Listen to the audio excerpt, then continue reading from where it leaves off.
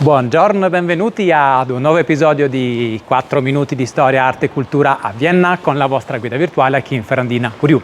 Se non avete ancora abbonato il canale fatelo adesso, potete lasciarci dei like e dei commenti e se volete supportarci potete farlo tramite la prenotazione di tour o tramite Patreon.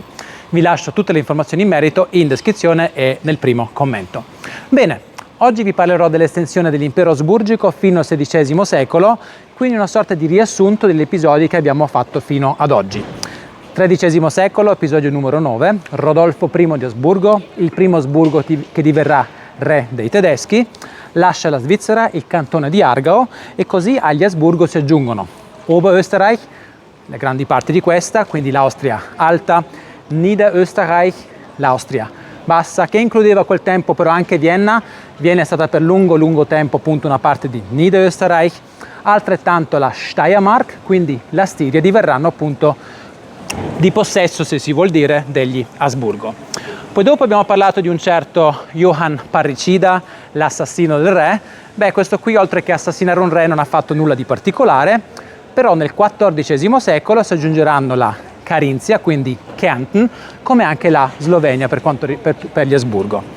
Poi abbiamo parlato nell'episodio numero 11 di Rodolfo IV il Magnanimo, il fondatore, il quale fondò appunto l'Università di Vienna nel 1365, l'università di lingua tedesca più antica al mondo, appunto qui a Vienna, il quale pose anche la pietra per costruire la torre sud del Duomo di Santo Stefano, ma avevo dimenticato di dirvi che al suo tempo, nel XIV secolo, si aggiungerà anche appunto il Tirolo tramite lui, quindi Svizzera, Niederösterreich, Oberösterreich, la Stiria, la Carinzia, la Slovenia, ovviamente Vienna e poi il Tirolo. Poi parlammo di Federico III, imperatore del Sacro Romano Impero, l'arcidormiglione del Sacro Romano Impero, il quale è in grado di, tramite pazienza, anche perché sopravviverà a tutti quanti i suoi avversari, di mantenere assieme questi territori in un qualche modo, motivo per cui il prossimo, suo figlio Massimiliano I, sarà in grado di iniziare proprio la grande espansione di questo impero tramite matrimoni. Ne abbiamo già parlato appunto durante l'episodio numero 18. Lui sarà in grado tramite matrimonio di portare la Borgogna agli Asburgo, manterranno di questo i Paesi Bassi spagnoli e poi tramite suo nipote Carlo V, l'imperatore del Sacro Romano Impero, di questo impero dove mai il sole appunto tramontava, che fu il primo re di Spagna, la Spagna della quale faceva parte anche una gran parte dell'Italia, come per esempio la Sicilia, come la Sardegna, come la Calabria, come anche la Puglia. Abbiamo per esempio anche in Italia, a Lecce, il castello di Carlo V. Poi ho nominato anche più volte l'anno 1492, la scoperta dell'America, anche perché sempre a quel tempo, parliamo in questo caso del XVI secolo, la scoperta è chiaramente nel XV, anche parti del Sud America passeranno agli Asburgo, motivo per cui lì si parla lo spagnolo. Conosciamo anche le Filippine, si chiamano così sotto appunto il nome di uno di questi Asburgo, Filippo II di Spagna, il secondo re di Spagna. E poi più avanti, all'inizio del XVI secolo, si aggiungeranno anche la Boemia e l'Ungheria. Quindi ricapitoliamo.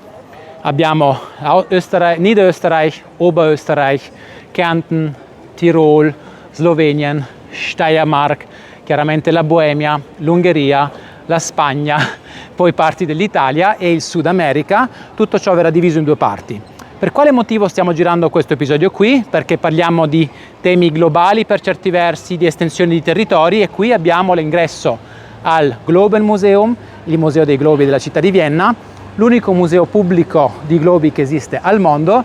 Potete visitarlo tranquillamente, ci sono esposti circa 200 globi, sempre, e ne hanno anche molti di più, fra cui anche globi del XVI secolo. Bene, vi ringrazio, vi auguro una buona giornata e ci vediamo la prossima settimana per il prossimo episodio di 4 minuti di storia, arte e cultura a Vienna. Grazie e ciao!